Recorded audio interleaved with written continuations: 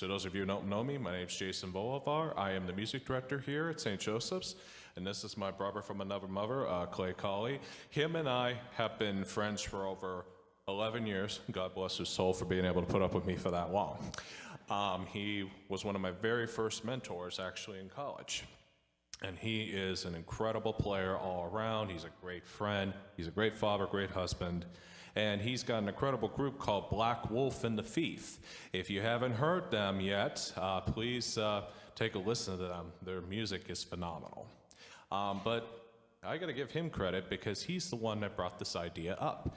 I was talking to him the other day, I'm like, I haven't been playing as many concerts for a while, COVID threw things off a little bit, and it was just kind of like, I want to get back into it. I need to get my chops back. Because literally we do after a while, like once we graduate, things get in the way and then we get used to certain things. Well, we need to get our technique and everything back.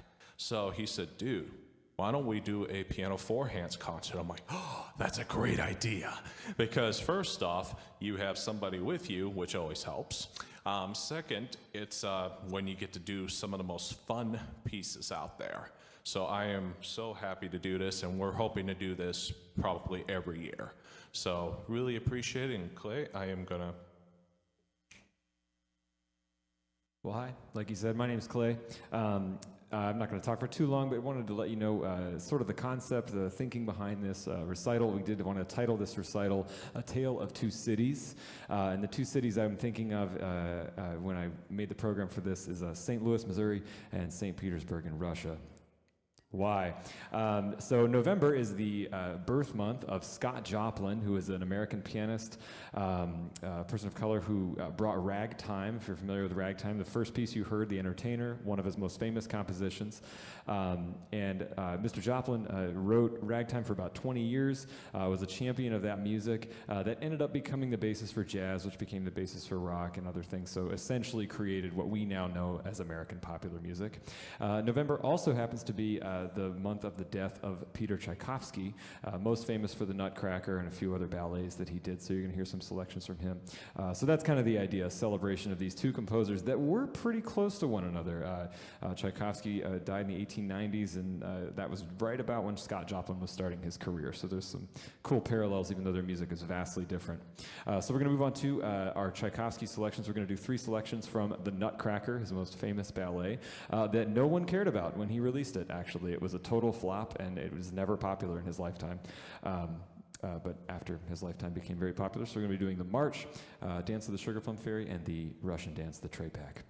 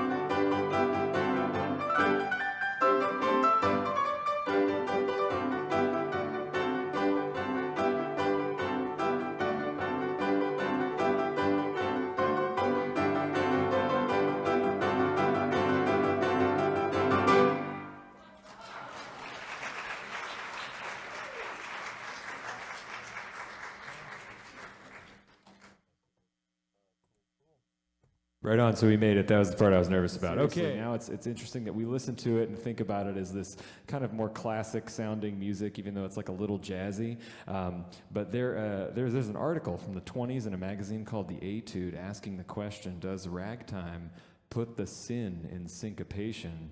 I'll leave you to think about that. So this music was really viewed as dirty and like not morally good to listen to. And Joplin opposed that. He thought that it could be taken seriously as concert music, just like the Western European greats like Tchaikovsky. And so he draws not only from the African-American tradition of music, but also from the Western European style of music. So I think you'll be able to hear that in both of these next ones. Solace and The Easy Winners, like I said, both from about mid-career when he was sort of had hit his stride in popularity.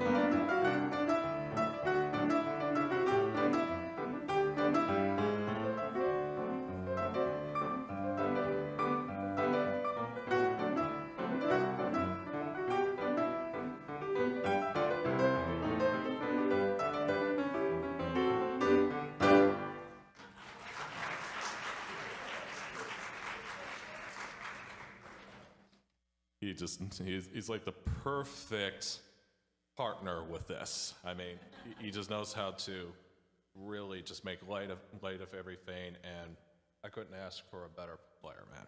I mean, he really has. He's done so much for my life you don't even know. He's an incredible friend. Right now, I'm going to be playing a couple of solo selections for you. The The first one is called Romance from Sibelius. Sibelius was a Romantic era composer that's like between the years of 1825 all the way up until like 1800. And Sibelius wrote an incredible works. And I actually was just a few years ago just typing along short works on the piano because I was trying to find like preludes for mass, things like that for me to be able to do. And lo behold, I actually found this. And then I just was off to the side, got sidetracked. And then all of a sudden I opened this up. I'm like, ooh, I gotta try this. And I just started learning a little extra. And it turned out to be one of my favorite pieces I've played so far. The second piece I will play for you is Chopin. He wrote a ton of what is called Polonaises. It was his tribute to Poland. And I will be playing for you his Militaire Polonaise. It's a piece I played for like a little bit in high school. I actually auditioned with it back at Dana years ago. I play it a lot better now. Yeah, that was a great experience. Dr. Oltmans, I'm very happy she still chose me. Chopin is always a special place in my heart because that was my mom's favorite composer. And to those of you who know my mom, know how much she means to me, and God bless her soul, know she's looking down and being able to see me all the time. So that means I really got to make sure I do well.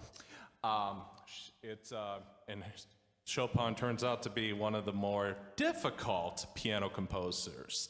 So it's hilarious that my mom, that was her favorite composer, one of the more difficult ones. Why couldn't she have chosen someone easier, right?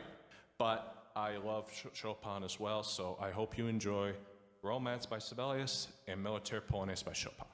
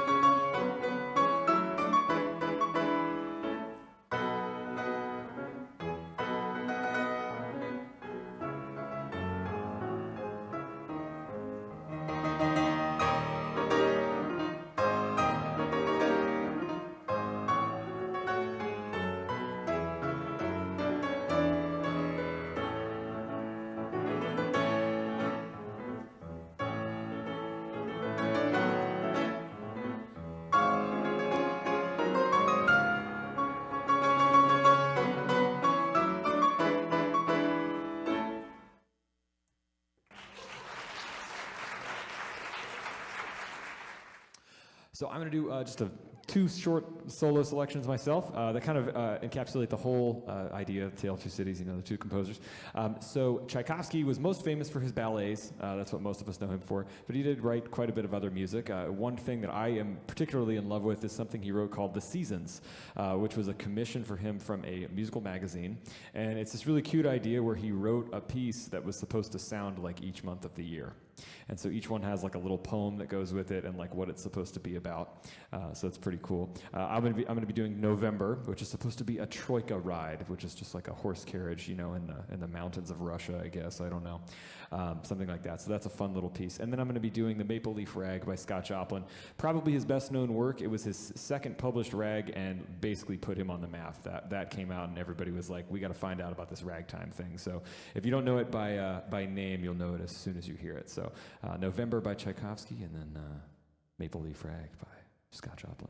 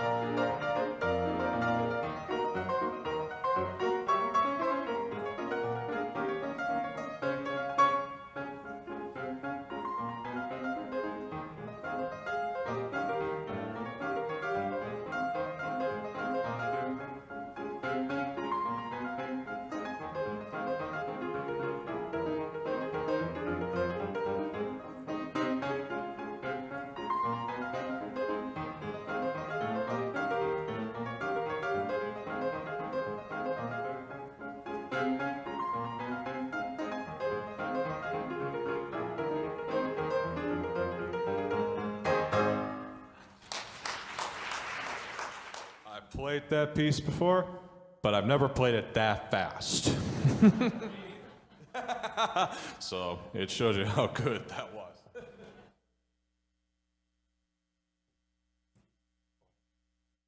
All right, so we're near the end. We've got, I say we're near the end. We're going to do one more collection of music. It's 5 tunes, all like just kind of classic American songbook tunes, arranged for 4 hands. Just kind of fun little thing to end our concert with. You're going to hear the Charleston. I can't remember what else in there. Charleston, Down by the Riverside. Probably not in this order. It's Charleston, Camptown Races, Down by the Riverside, the Ragtime Dance, which is another Joplin number, and then Shortening Bread. They're going to be our closing things there. So thank you guys so much for coming out. I'm blown away by how many people are here. This is amazing. So thanks for coming to hang out with us for a little bit and hear us play some music. So yeah.